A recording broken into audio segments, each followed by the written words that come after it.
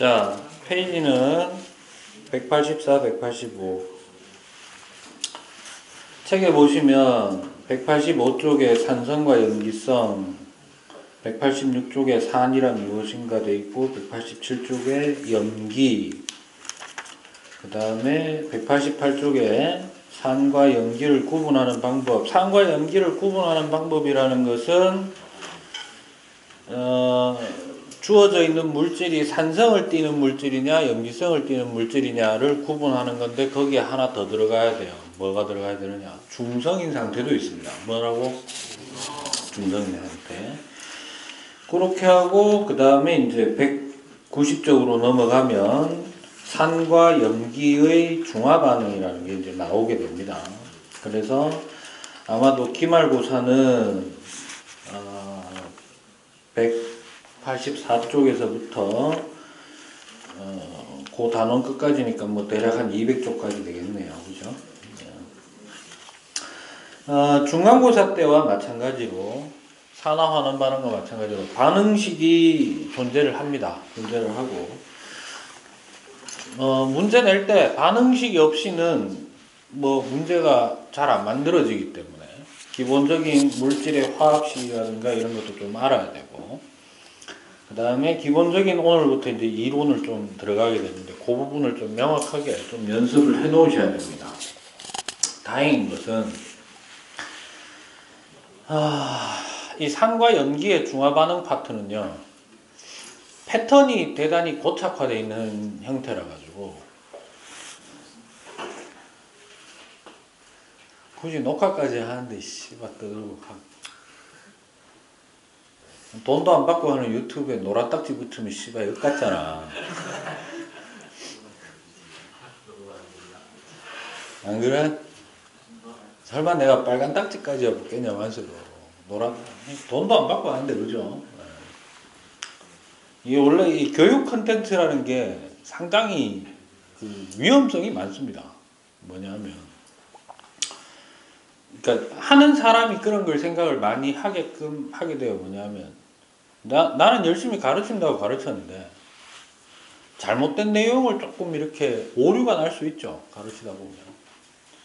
그럼 그걸 정정을 하면 저는 별 상관없다고 생각하는데, 뭐 그런 게 있을 수 있죠.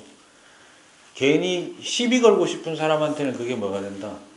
좋은 떡밥이 되잖아요. 그죠? 그러면 뭐 저한테 얘기하겠습니까? 그죠? 저를 알만한 사람이면 저한테 얘기 안 하겠죠. 뭐 진흙탕 싸움 하자는 거 아니야. 근데 이제 유튜브 관리자한테 잘못된 내용을 가르치고 있는 저 인간 같지도 않은 인간을 신고한다 이지라면 졸라 복잡해지죠. 그나마 내가 뭐 돈이라도 처받으면서 뭐 하면은, 그죠? 뭐 덜 억울하죠. 뭐 씨발 돈 깔아 이 새끼야 뭐 이래 되는데, 돈도 안 받는데 뭐 이래 되면 좀 그렇잖아요. 그죠? 조용하라고 씨발. 알았어? 까먹었잖아. 내가 요즘 단기 이 치매가 가고 싶었는데 미치겠는데 진짜. 여기까지 얘기했지? 그 패턴이 정해져 있어요. 좀 그 이론 단계라든가 이런 것들을 좀 명확하게 좀 이해를 해주시면 되겠습니다. 좀 외우시는 것도 괜찮은 방법이에요. 산과 염기는 그렇게 하시면. 자, 오늘은 일단 제일 먼저 해야 되는 게 뭘까요? 산이란 무엇이며 염기란 무엇인가에 대한 이야기를 해야겠죠. 그래서 첫 번째로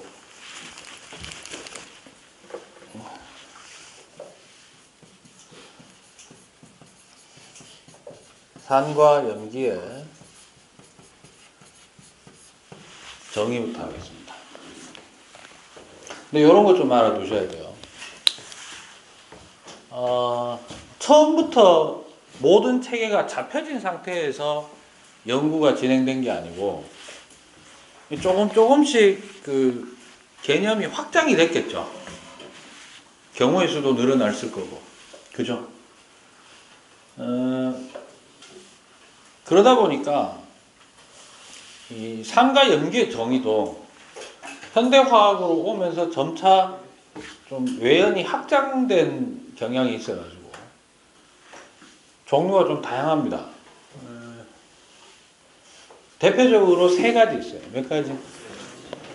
첫 번째가 가장 일반적으로 쓰이는 게 그러니까 뭐라고 해야 될까요? 기준을 고등학교 2학년인데 화학 원을 선택했다 라고 하는 사람들 선까지 확실하게 알고 이해를 해야 되는 정의는 딱 한 개예요. 아레니우스의 정의라는 게 있어요. 그 정의 내린 사람의 이름입니다.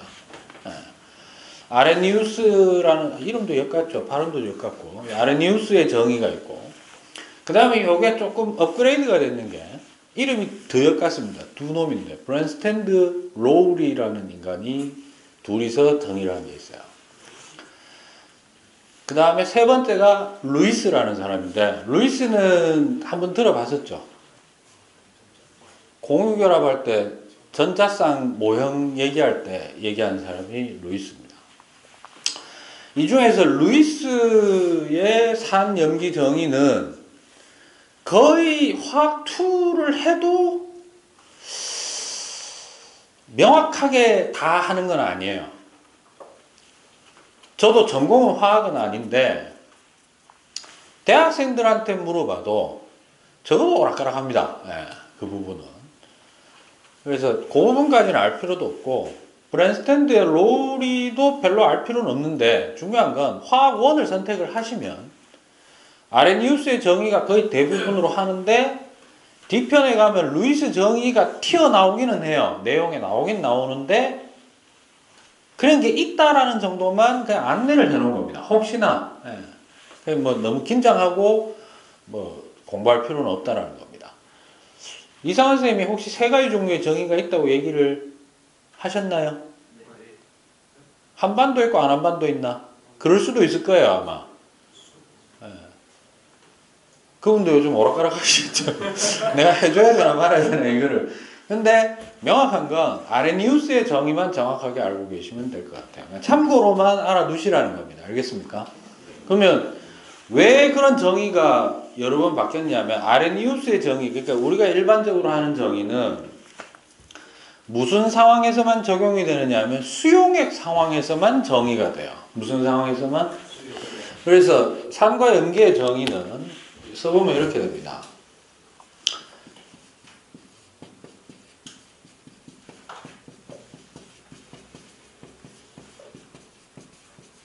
무슨 상태일 때? 수용액 상태일 때, 그러니까 수용액 상태라고 하는 것은 이미 어디에 녹았다. 물에 녹아서 하나 더 들어가요. 물에 녹아서 얘가 이온으로 갈라져야 돼요. 뭐라고? 물에 녹아서 이온화 되었을 때 라는 뜻이에요. 이온화 되었을 때. 먼저 산은 영어로는 에이시드라고 얘기하죠. 그죠? 그냥 한번 써봤어요. 간단한 영어니까 그죠?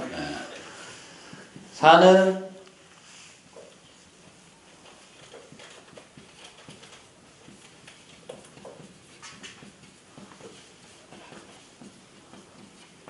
뭐를 내놓는 물질이다? 수소이온을, 이게 중요합니다. 내놓는 물질이다. 수소이온을 내놓지 않았음에도 불구하고 수소이온이 형성될 수도 있어요. 됐니? 네. 알겠어? 그래서 그 경우도 산이에요. 됐니? 그러니까 이거죠. 어쨌든 물에 녹았더니, 그러면 극단적으로 얘기하면 이거네. 어떤 물질인데 걔는 수소 원소가 없어. 없는데 녹았더니 어떻게 됐다? 물에 녹아서 녹았더니 수소이온이 형성됐으면은 뭐다? 걔는 산이라고 불린다 이런 얘기입니다. 됐습니까? 됐니? 예. 그 다음에 염기는요. 베이스라고 얘기해요. 보통. 얘는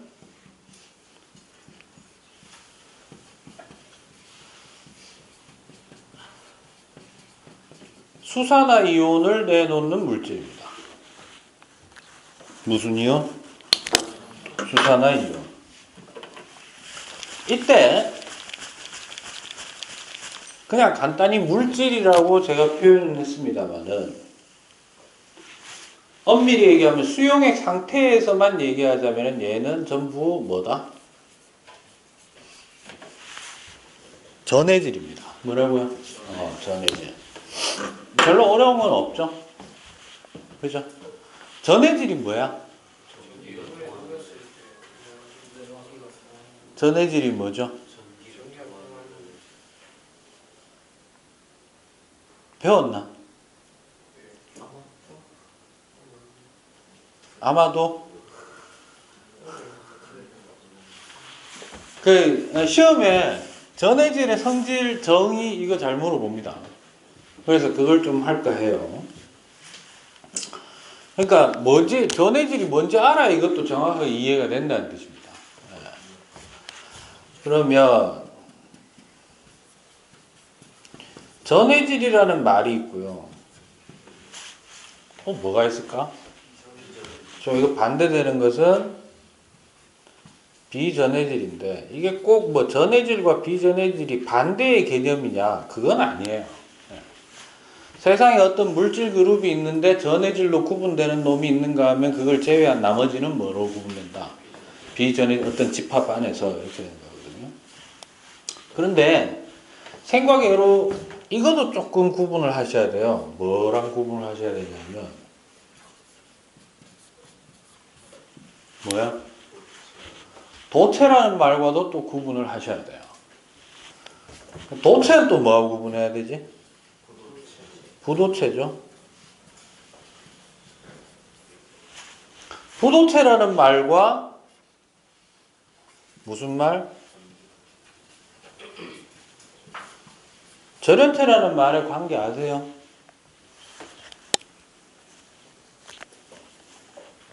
도체가 아닌 모든 것을 우리는 부도체라고 정의하죠. 지금 현재 교과 과정 내에서는 그렇게 해야 돼요. 그러면 전기를 아예 못 통하는 물질은 그게 절연체예요. 그러니까 도체라는 건 뭐지? 그러니까 도체라는 건 사실 에너지 전달을 졸라 잘하는 물질 이런 뜻인데 그 중에서 이제 우리는 주로 전기 에너지를 주로 해서 이제 얘기를 하는 겁니다. 얘는 그러니까 전기 에너지로 따질 때는 두 가지로 따져요. 뭐로 따지느냐? 첫 번째 저항의 크기예요. 뭐라고? 저항의 크기. 두 번째로는 띠 틈이라는 게 있어요. 뭐가 있다고?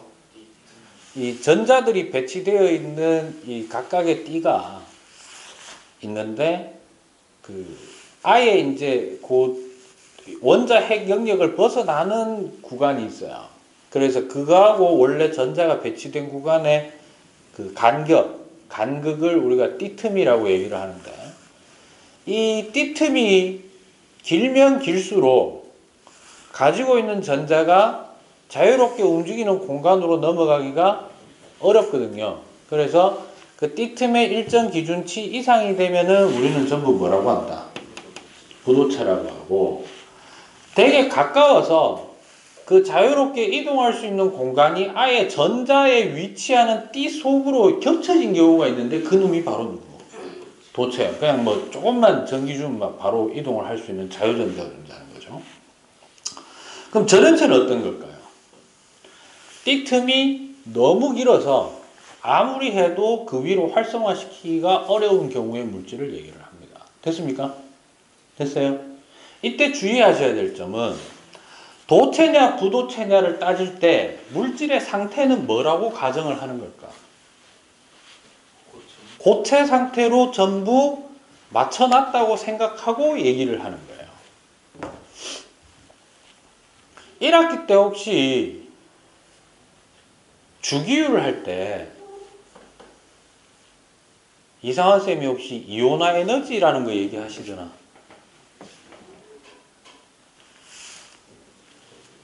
안 했나? 안 했으면 안 했다 캐라. 안 했나? 그럼 됐다. 그런 게 있는데 걔는 모든 물질이 기체 상태라고 생각하고 비교하는 거예요. 그럼 이 얘기를 왜 했느냐 이거예요. 전해질의 정의 가겠습니다. 전해질의 정의. 전해질의 정의는 교과서상에는 이렇게 되어 있어요.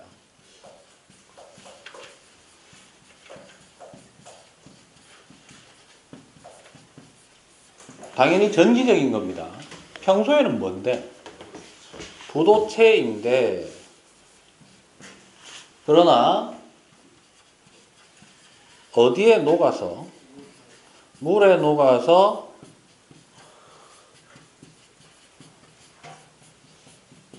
수용액 상태가 되었을 때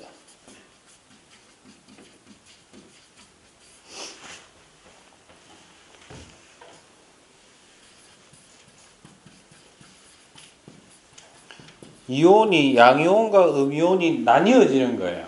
나뉘어져서 이온화 상태로 존재 가능한 물질을 우리가 뭐라고 한다? 전해질이라고 얘기를 하는 거예요. 됐나? 그러면 평소에 일단 도체인 놈은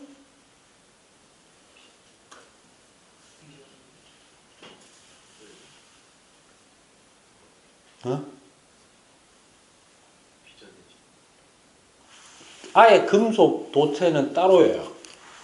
그러니까 부도체 중에 뭐 중에?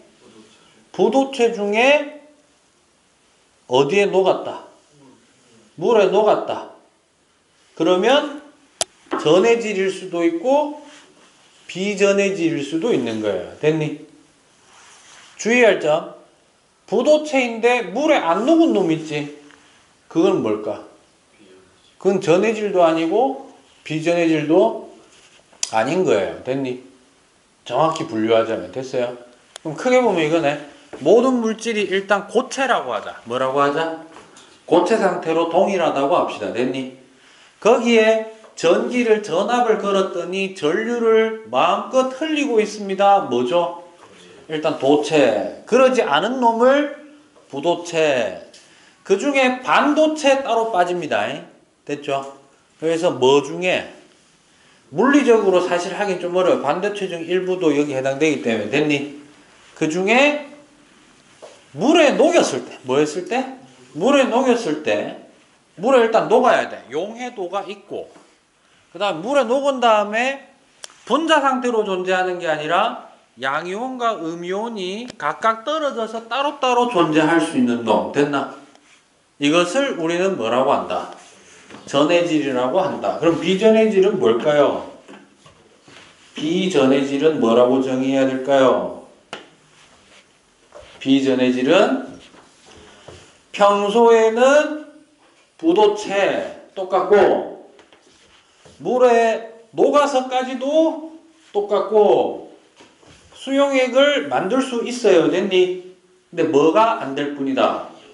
이온화 상태로 존재하지 못하고 무슨 상태로? 무슨 상태로? 분자 상태로 물 속에서 각각 떨어져서 물론 원자 상태도 포함합니다. 됐죠? 존재하는 물질을 우리는 비전해질이라고 얘기를 합니다. 됐어요? 그래서 대표적으로 전해질과 비전해질 비교 문제에 가장 자주 나온 놈이 소금과 설탕 되겠습니다. 됐나? 소금과 설탕 둘 다 뭐죠? 고체죠. 흰색 가루 고체. 단단한 고체. 됐어? 전기 꽂으면 전기 통해 안 통해? 안 통해요. 고체 상태일 때는 전기를 안 통하기 때문에 부도체입니다. 됐니? 물에 녹이면 물에 녹나? 둘 다 녹아요. 꽤나 잘 녹는 편에 속합니다. 됐습니까? 그래서 소금은 물에 들어가서 녹았을 때 어떻게 된다? 나트륨 이온과 염화 이온이 각각 떨어진 상태로 존재, 이온화된 상태로 존재한다. 설탕은 C6H12O6라고 하는 포도당 분자 형태로 그냥 뚝뚝뚝뚝 다 떨어져서 존재하는 거예요. 됐니? 근데 분자 하나는 전기적으로 어떤 상태? 중성 상태인 거야. 그럼 이래 되지. 소금물에다가 내가 플러스 극과 마이너스 극을 꽂아 넣으면 전선으로 연결되어 있지는 않아도 누가 움직인다? 물속에서 양이온은 마이너스 극을 향해서 일정한 흐름을 가지고 음이온은요 플러스 극으로 일정한 흐름을 가지게 되죠. 그게 전류예요. 알겠습니까? 됐습니까?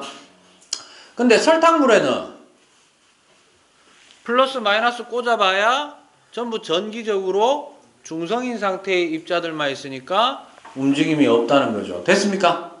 됐어? 그럼 여기서 질문. 소금은요, 내가 10개를 물에다 갖다 넣으면 10개 다 녹고, 그 중에 10개가 모두 이온화해요. 거의. 그러면 이온이 몇 개 생기는 거야? 20개 발생해. 됐어? 설탕은 10개를 다 때리 박아 넣으면 10개 모두가 어떻게? 붙어 있다가 다 떨어져. 떨어지긴 떨어지는데 단 한 놈도 이온으로 갈라지지가 않는다는 거야. 현실 세계에서는 안 그래. 좀 이상적으로 얘기하는 거예요. 됐어요? 근데 이런 물질도 있지 않을까? 어떤 물질을 물에 집어넣었는데 녹기는 다 녹았어요. 근데 그 중에 5개만 이온으로 갈라지고 5개는 분자 상태로 있어. 됐어? 됐어? 그러니까 녹는 건 다 녹았는데 이온으로 다 갈라지지가 않았다. 이 말이야. 됐어? 이런 경우는 전해질이야? 비전해질이야? 비전해질. 반전해질. 상식적으로 생각해라. 전기를 넣으면 통할까 안 통할까? 당근 통하죠. 조금이라도 전류가 흐를 수 있으면은 전해질 되겠습니다. 됐습니까? 됐나? 됐어? 또 어떤 물질이 있냐면 이런 놈도 있어요. 물에 넣었어. 얘는 잘 녹지를 않아. 뭐라고? 그러니까 예를 들어서 이런 거야. 소금은 내가 100개를 물에다 때려 박아 넣으면 NA도 100개, CL도 100개잖아. 그러니까 NaCl 형태로 따닥따닥 붙어 있는 게 100개가 있단 말이야. 그럼 얘네들은 물에 들어가면 NaCl, NaCl, NaCl에서 100개로 다 갈라질 뿐더러 그거조차도 다 Na 플러스와 Cl 마이너스로 갈라져요. 됐니? 됐어? 그런데 탄산칼슘 같은 경우에 CaCO3, 시멘트 탄산칼슘은 탄산칼슘 한 세트로 되어 있는 게 100개 있다고 합시다. 됐니? 얘를 물에다가 팍 집어넣으면 한 2개 녹을까 말까예요. 그러니까 덩어리 져서 녹아 안 녹아? 안 녹는데 물에 녹아 들어가는 건 2개 녹아. 됐어? 근데 녹은 족족 전부 이온으로 갈라질 수 있어요. 됐나? 됐어? 됐어? 거기에 비해서 수산화 암모늄 같은 경우에는요. 얘는 100개가 있으면 물에 들어가면 녹는 족족 다 녹아요. 녹긴 다 녹아요. 수산화 암모늄이 다 서로서로 떨어져. 그런데 그 중에 이온으로 갈라지는 놈은 한두 놈이야. 됐어? 경우가 조금 다르죠? 이해됐습니까? 됐어? 잘 들어? 왜 이 얘기를 하느냐 하면 뒤에 산과 염기의 종류를 얘기할 때 뭐 얘기할 때? 종류를 얘기할 때 이런 얘기가 나와요. 염산과 황산은 강산이야. 근데 아세트산은 약산이야. 이 말을 하거든요. 그게 뭐냐면 이온화도를 얘기하는 겁니다. 뭘 얘기하는 거라고? 이온화도. 그래서 여기에서 하나 더 이제 얘기를 하자면 오늘은 전해질과 비전해질 쪽에 맞춰 있다고 생각하시면 돼요. 왜냐하면 나중에 산성이면 전해질이라는 말 대신에 산을 붙이면 되는 거고 염기성이면 염기라고 붙여주면 되거든요. 두 번째, 두 번째가 아니네. 쏘리. 요거 한 번 더 하겠습니다. 이런 게 나와요.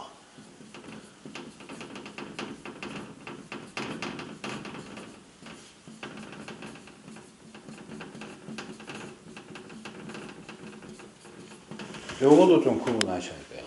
의미를 좀 기억하셔야 되는데.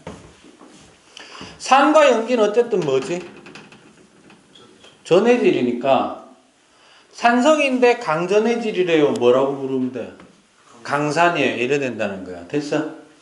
중요한 건 얘도 전해질입니다. 그러니까 비전해질은 아예 다른 거죠. 그럼 얘네들을 나뉘어지는 거 주는 것은 뭐냐면 잘 들어. 물에 녹아 들어가는 정도를 우리가 뭐라고 하느냐 하면 용해도라고 얘기를 합니다. 뭐라고 한다고? 그럼 아까 이 얘기 했잖아. 수산화 암모늄은 100개를 때려 박아 넣으면 물에 녹기는 싸그리 다 녹아요. 약속을 합시다. 그 중에 딱 2개만 이온이 돼요. 뭐라고? 2개만 이온 갈라져요. 됐나? 그럼 갈라지지 않은 놈이 98개에 갈라진 놈이 2놈이니까 4개 됐으니까 총 입자가 얼마가 되는 거야? 102개가 되는 거잖아요. 근데 탄산칼슘은 다르다. 탄산칼슘 어디 된다고? 물에 넣으면 98개가 안 녹아. 안 녹고 2개만 녹았는데 2개 녹은 놈은 전부 어떻게 돼? 이온화가 된다는 거예요. 됐니? 그럼 하나 물어볼게. 둘 중에 누가 약전해질까? 앞에 거 뒤에 거.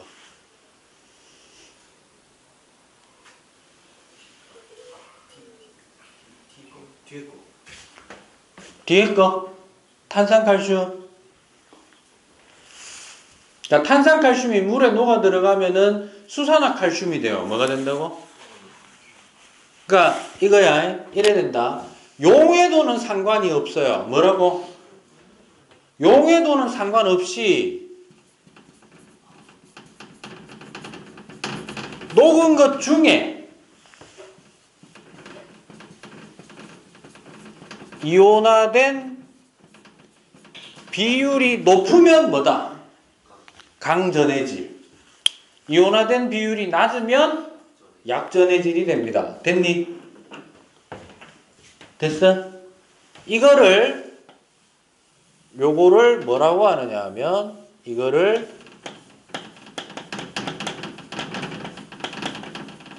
뭐라고 한다? 이온화도라고 얘기를 합니다. 그래서 강전해질은 이온화도가 어떻다? 크다. 약전해질은 이온화도가 작다. 됐나? 비전해질은요, 이온화도가 제로다. 이 말이야. 됐나요? 오케이? 그러면 이온화도를 직접 뭐 얼마냐 묻는 건 없어. 알았어? 이거야. 염산은 강산이에요. 무슨 뜻일까? 이온화되는 이온화도가 높다. 그러면 녹아 들어간다. 하여튼 녹은 놈 중에서 거의 대부분이 어떻게 된다? 그 이온으로 갈라진다 이 말이죠. 그럼 이래 된다. 산을 대표하는 물질은 누구라고? 이온은 누구라고? 수소이온이죠. 염기를 대표하는 거는요, 수산화이온이네. 따라서 강산은 무슨 뜻이다? 똑같은 농도일 때, 똑같은 용해도일 때 수소이온의 농도가 개수 비율이 높으면 걔가 강산이에요. 알겠습니까? 그럼 강염기는 수산화이온의 비율이 아주 높은 놈을 뭐라고 한다? 강염기라고 얘기를 한다. 됐습니까? 그러면 이온화도가 낮은 놈을 우리는 약산 또는 약염기, 통틀어서 뭐? 약전해질 이렇게 되는 거야. 됐습니까? 오케이? 자, 그 다음에 어디 갔노? 그 다음 참고로 하나 더 얘기해야 될 게 있어요. 오늘은 여기까지 합니다.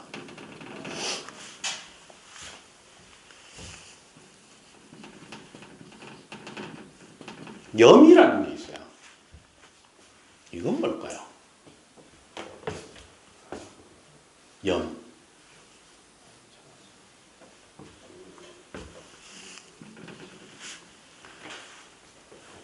염.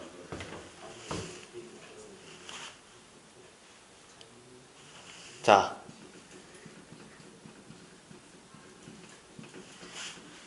무슨 말이고? 사파가 뭐고? 정파와 사파가 있잖아. 좌파 말고 씨.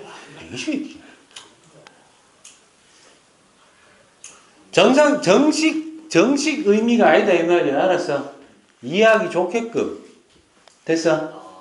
이해하기 좋게끔 됐나?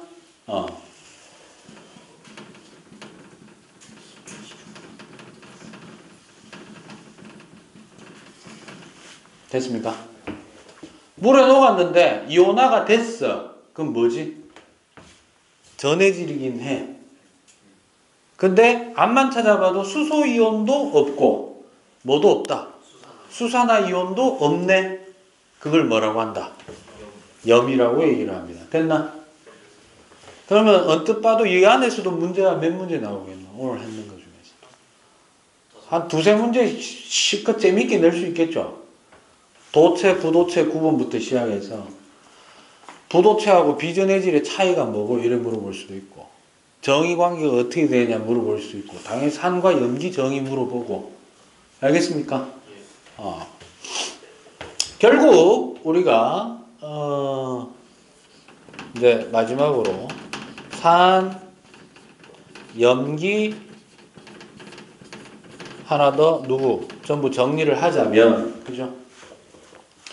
일단 얘네들은 모두 공통점이 뭐다?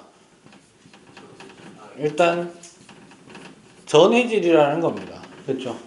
전해질 안에서 비교를 하고요. 따라서 대부분 뭐라고?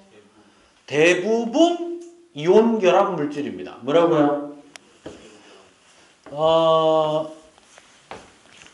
그러니까 이온 결합 물질은 전부 전해질입니다. 모든 전해질이 이온 결합 물질이다?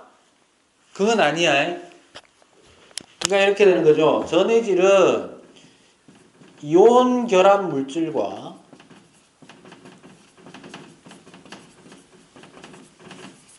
일부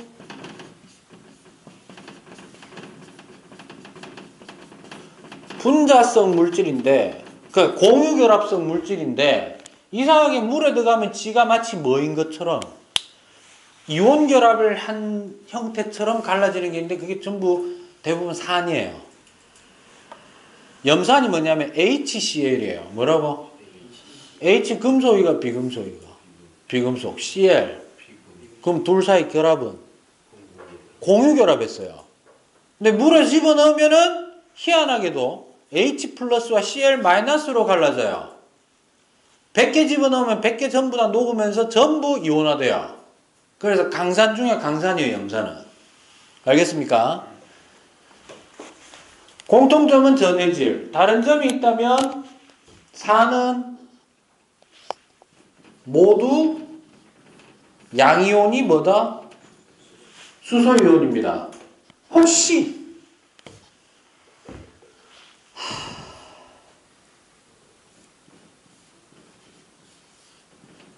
요렇게 써줬을 수도 있거든. 작년에 써줬는데 올해는 안 써줬으면 다행이고. 이름은 하이드로늄 이온이라고 교과서에 나오는데 국제공인은 옥소늄 이온이에요. 원래 우리나라도 옥소늄 이온이라고 썼다가 모 대통령 시절에 갑자기 모든 용어를 막 뒤바꾸고 발음하는 대로 써야 된다는 등 이지라 해가지고 좀 많이 바뀌었거든요. 여러분들 위에 세대 중에는 이걸 뭐라고 부른다고? 너는 아이오딘이라고 부르잖아. 저 같은 경우에도 이거는 요오드라고 배웠어요. 그 일환이었어요. 그래서 얘도 원래 플로어는 플로린, 그 다음 또 우리 시절에는 F를 뭐라고도 불렀냐면 HF가 뭐냐면 플로린화 수소죠. 근데 이게 여러분들 구미에 지난번에 한번 터져 나왔던 불산이 이겁니다. 왜냐하면 플로르를 한자로 바꾸는 게 불소라고 부르기도 하거든. 근데 우리 시대는 또 불소라고 안 배웠어요. 왜 그랬을까? 불소는 중국에서 정한 한자가 아니었고 일본이 지은 이름이었어요. 그래서 원래 그렇잖아. 쪽발이 싫어한다고 이래 하잖아. 그래가 안 썼거든. 근데 최근엔 또 온데 플로르와 수소를 안 쓰고 불산, 불소, 불화 뭐 이렇게 얘기 하더라고. 정신이 없는 것 같아 내가 봤을 때. 하여튼 요거에 나올 수도 있다. 그 다음에 얘는 음이온이 모두 뭐다? OH-. 염은 양이온에 뭐가 없고 수소 이온도 없고 음이온에 수산화 이온도 둘 다 없는 경우. 됐어? 이때 우리가 주목해야 될 거. 산은 음이온은 전부 뭘까요?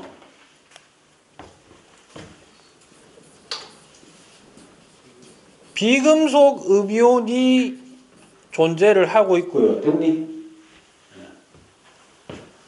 염기는요. 수산화 음이온 앞에 누가 붙어 있느냐 하면 모두 금속 양이온이 붙어 있어요. 됐니? 됐어? 그래서 염은 뭐는? 염은 보통 이렇게 얘기해요. 염기의 무슨 이온과 양이온과 산의 음이온이 조합을 이룬 물질을 염이라고도 합니다. 중성. 됐습니까? 오케이? 다음 주 목요일에는요. 산성과 염기성의 이제 특성 구분 및 산과 염기의 종류 정리하고 금요일날 중화반응의 기초에 대해서 얘기를 하겠습니다. 알겠습니까? 화학을 가급적이면 빠른 시간 내에 정리를 하고요. 예고해드린 바와 같이 물리지학 시간에는 지구과학을 중간고사 때 범위했던 거를 복습하는데 심화로 한다 그랬죠. 기말고사 때 중간고사 범위가 포함되는데 저만 그런 게 아니고 김태엽 쌤도 중간고사 범위를 포함할 것처럼 얘기를 했어요. 그래서 생물 파트도 요 화학 파트 빨리 끝내놓고 제가 좀 심화 형태로 좀 정리를 해드리도록 하겠습니다. 1시간이면 쭉 끝나는 거니까. 됐죠? 질문? 네, 수고했습니다.